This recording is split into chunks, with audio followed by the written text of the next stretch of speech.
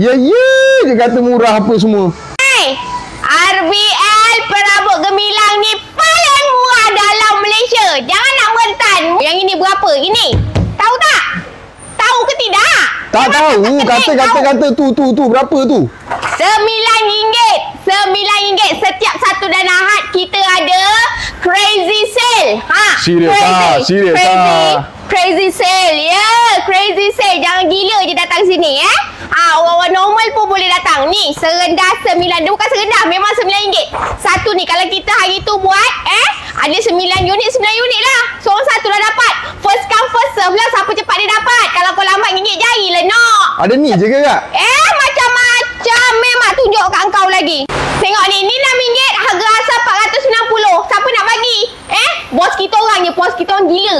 Kita pun dah naik gila dah tengah perangai dia. Coffee table ni, ini coffee table.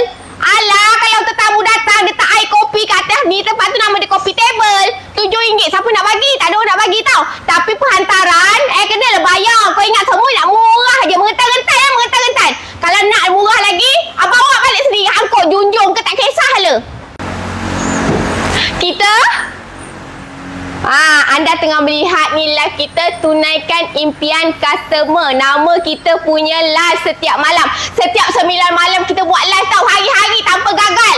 Kita nak tunaikan permintaan anda. Bukan permintaan pilih lagu. Bukan. Permintaan penuhkan ruang dekat rumah kau. Kalau tak ada katil, kita jual katil murah-murah. Tapi kena lock dalam live. Katil ni kalau tidak ni harga asal 15,990. Mahal benar. 15,990. RM1,590 je nak. Tapi kalau dalam live kita boleh bagi harga serendah sampai macam ni. Tapi kena lock. Lepas tu dah lock tu bayar nak. Kau jangan nak menipu-nipu scam. Orang sekarang kata scam. Lepas tu kau tak bayar, padahal ada orang lain nak beli, tak dapat dah dia. Dia tengah susah, memang tengah cek katil untuk anak-anak dia. Kau jangan nak mentan-mentan. Kalau dah lock terus bayar. Masuk live setiap hari. Kita ada lock dalam live. Jarang orang buat, kita orang buat. Perhantaran seluruh Malaysia. Kecuali Sabah Sarawak. Sabah Sarawak tak boleh lah nak naik belon, mahal. Tak boleh naik belon, mahal. Dia pakai lori je. Pin. Diesel pun dah mahal juga. Tapi boleh jugalah. Kak. Apa lagi nyanyi kau? Ada katil je ke? Bukan. Dalam live tu ada macam-macam. Kau request lah nak apa. Kalau kau nak sofa, kita bagilah sofa harga murah. Kalau kau nak set meja makan lah. Set tilam. Semuanya ada untuk satu rumah. Kan tunaikan impian customer. Nama pun dah tahu live tu apa. Semua boleh. Semua boleh.